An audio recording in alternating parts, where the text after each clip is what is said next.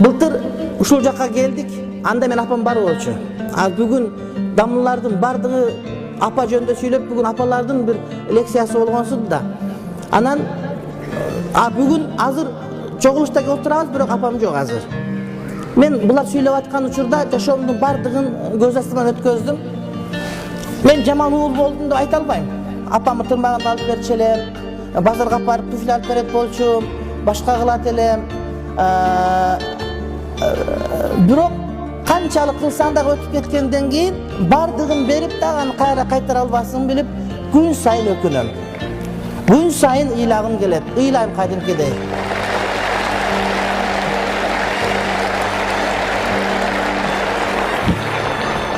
Айылга барганда апам менен сүйлөшүп отурат элем.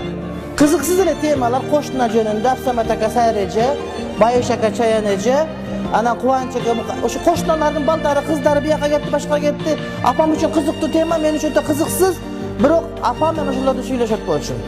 Кээде 12-1 чейин сүйлөшүп отуруп, анан уктайт болчумун. Атам таң кала берет, кантип ушулар сага кызыктуу? Жок, мага кызыксыз, бирок апам менен отурган мага кызыктуу. Бирок азыр мен дагы ай сайын барып турам, үйгө барганда апам жок мурдагыдай.